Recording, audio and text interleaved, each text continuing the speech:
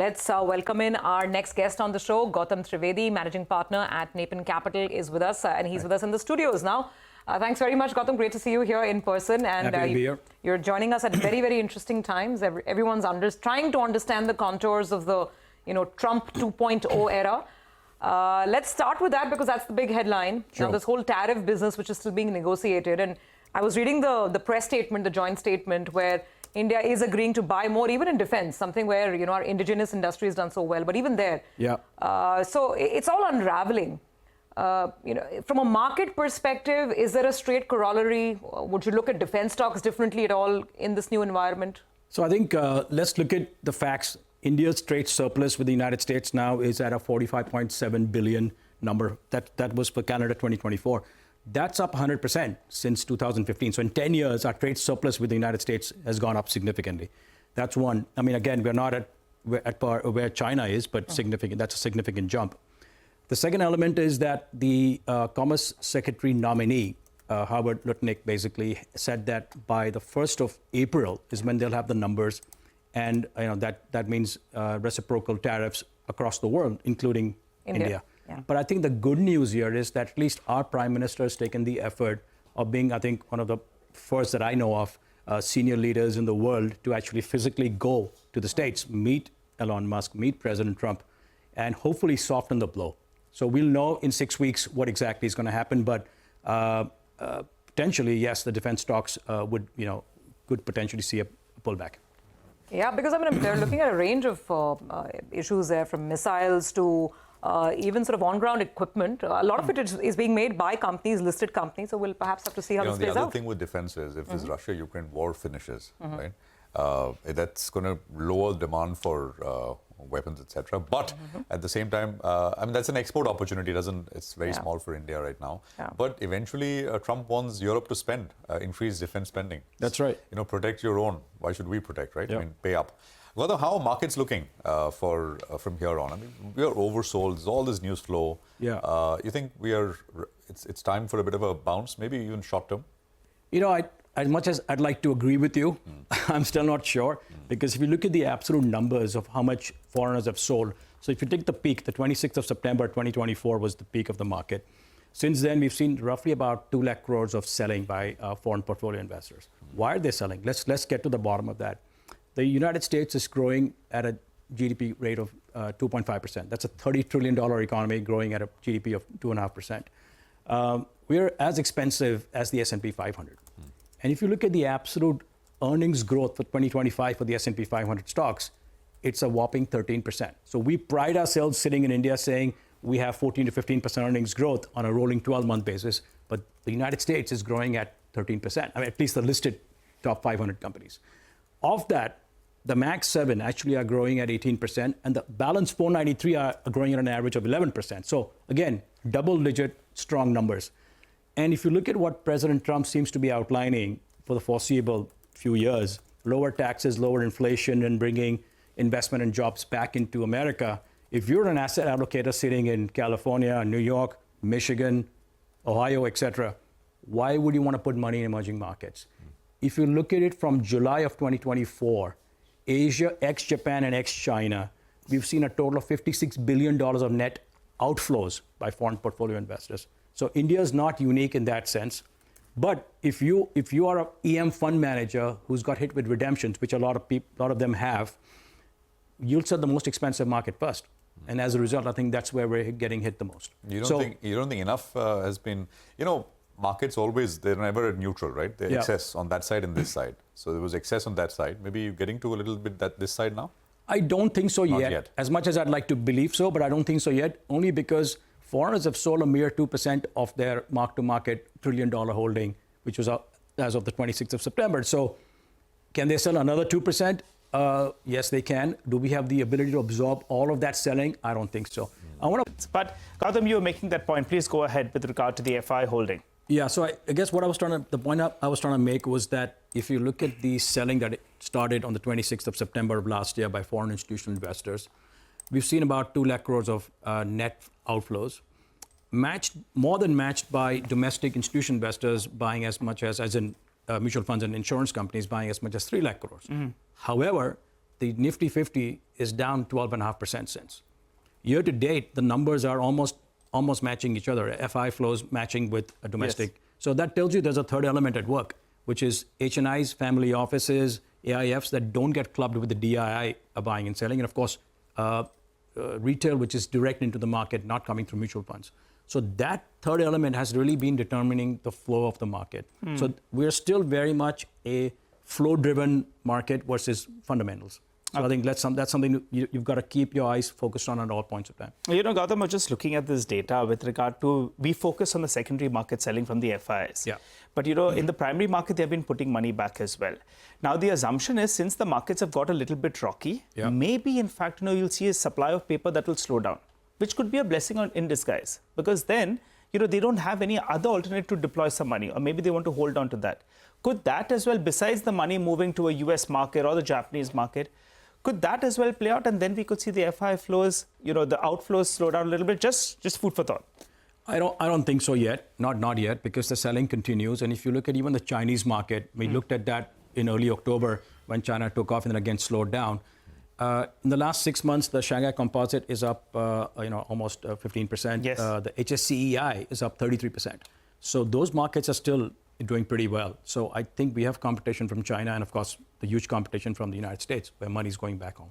You're sounding really cautious. What you're saying is these FPIs, they can continue selling more, and we're not sure how much of that selling can be absorbed. Till now, mutual funds have done a great job of absorbing. Yeah.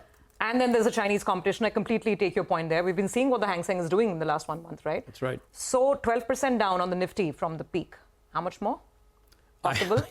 I'm no soothsayer. I don't want to get into that. But the fact is, if domestic flows slow down, as you know, it's been about 12 months of a pretty hard period in the equity markets. And the fact is that as investors start to see that they're not making as much money as they were over the past 3 years, some of that slowdown could start impacting then, I guess, the flows. Yeah. Let's hope that. Exactly. But actually, the retail investors have really held their faith. It's that missing third wheel, right? The amorphous, anonymous third wheel of family offices, HNIs, and some direct retail. That's right. That's causing the selling, and I wonder when they will stop. There we don't have daily numbers to track. You know that dark circle is the smart money, right? So that's the... That doesn't make me feel very comfortable because my money is in my mutual funds. No, because, but FIs, as Gautam said, I think I was looking at from October, they've sold $21 billion. That's right. That's big. But let's get a sense from on domestic flows, right? And Nilesh Shah is with us, Managing Director at Kotak Mahindra Asset Management Company. Nilesh bhai, good morning. Good to have you with us here. You know, somebody messaged us saying that why are all of you guys in white and not Valentine colors? So I think you're... You have a little bit of a shade of pink now, thanks to Nilesh. Pink and Nilesh, right? So happy Valentine's Day.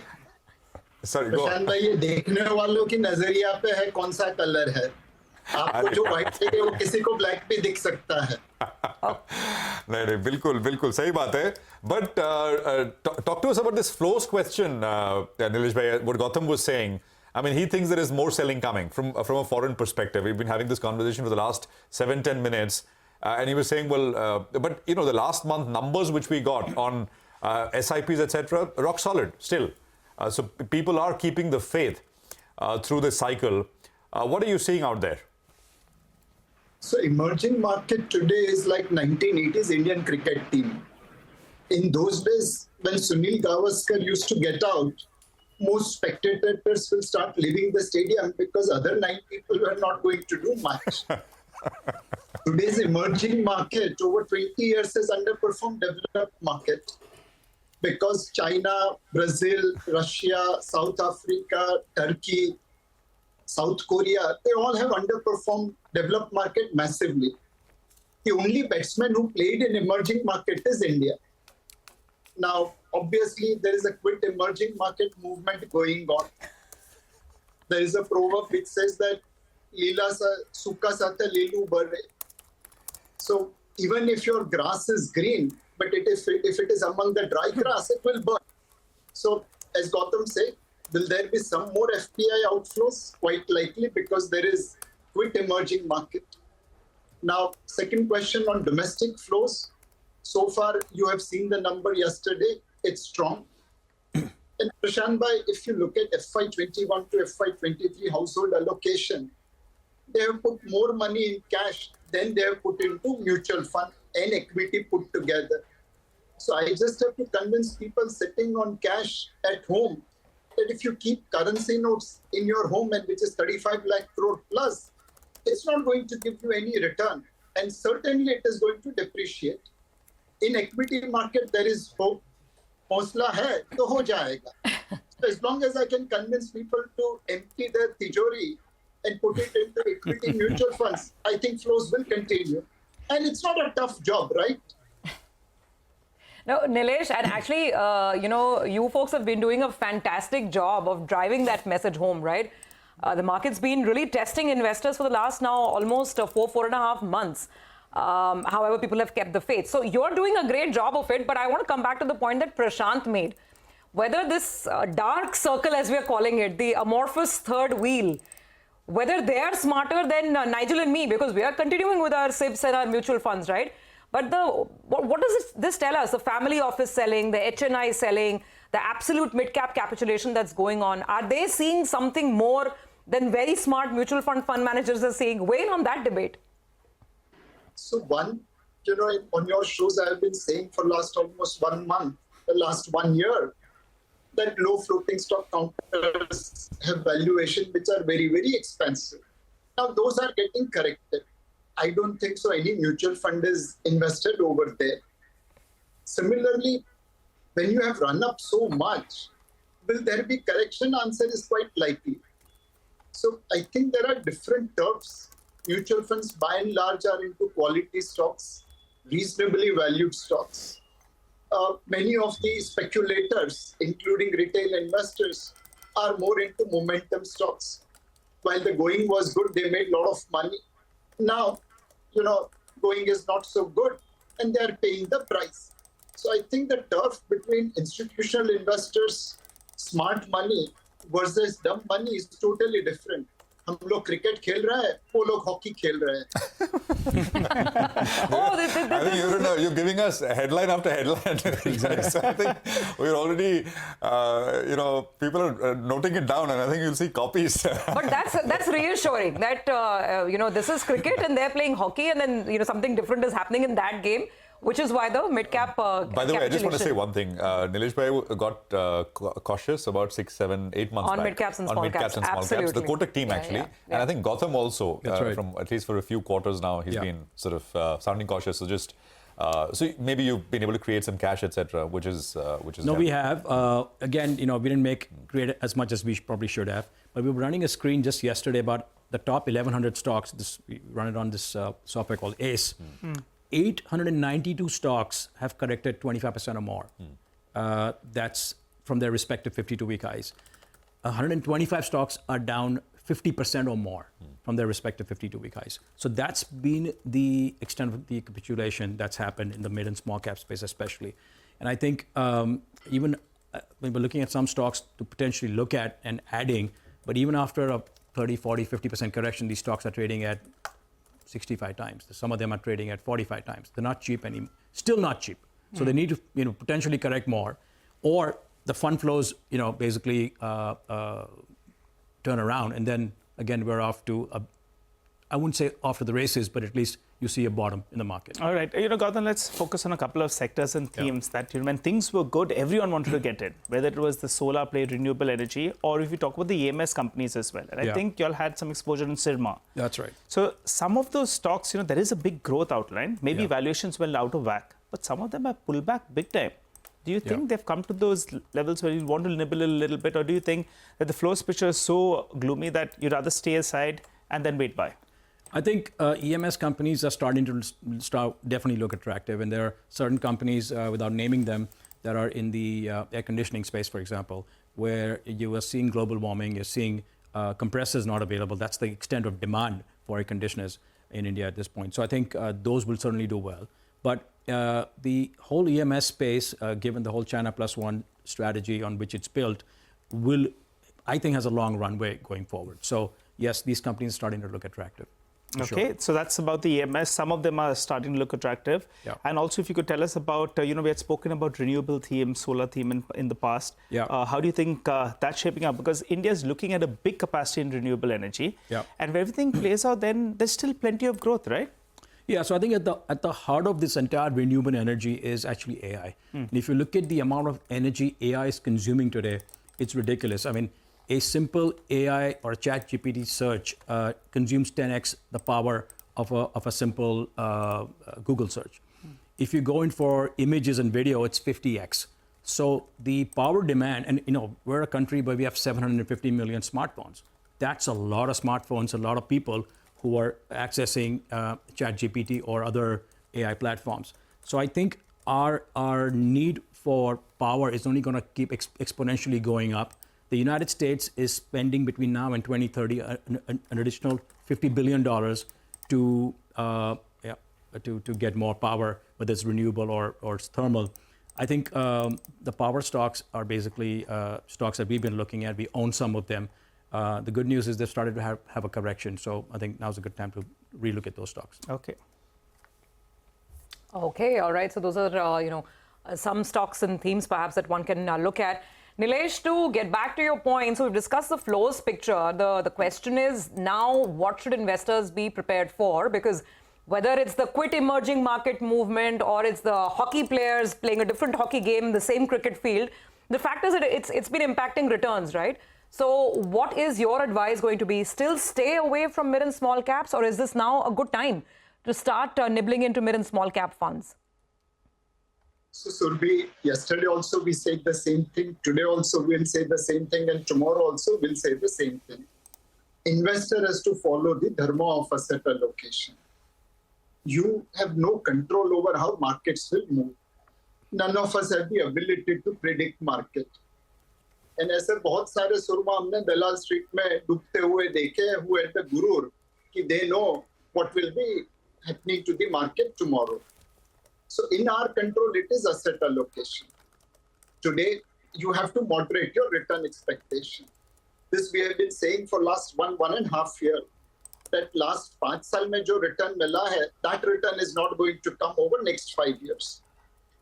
Number 2, large caps looks better over expensive value, over small and mid cap or micro cap. And finally, this is time to go for reasonable valuation sectors over expensive valuation. And at the end of the day, Surbhi, please remember, more people have lost money waiting for correction than actually in correction. There are as many studies today published by various fund houses, including Kotak Mutual Fund, which shows that if you continue your SIP, whether starting at the top of the market or bottom of the market, the returns are not going to vary differently. Okay, all right. One final question, Nilesh, I wanted to ask you before we let you go. There was this SIP discontinuance. That number was larger than the new additions out there. And that was what's making the street a little bit cautious out there. But I wanted, there's a lot of theories out there. But prima facie, according to all the feedback that I got is, it's nothing that you should be really panicking about because there could be regrouping of SIPs. Wanted your comment on that. So Nigel, when you have jaundice, you can only see yellow things. And there are 3 kinds of lies in the world. Lies, damn lies, and statistics. So if you are short on the market, you will view that number saying that, oh my God, SIP culture is coming to an end. If you are neutral to the market, to optimist on the market, you will say the opening stock of SIP was 10 crore plus, addition is 50 lakh, and closure is about 55 lakhs. Now, it's quite possible that there are some people who have moved abroad. There are some people who have consolidated their SIPs.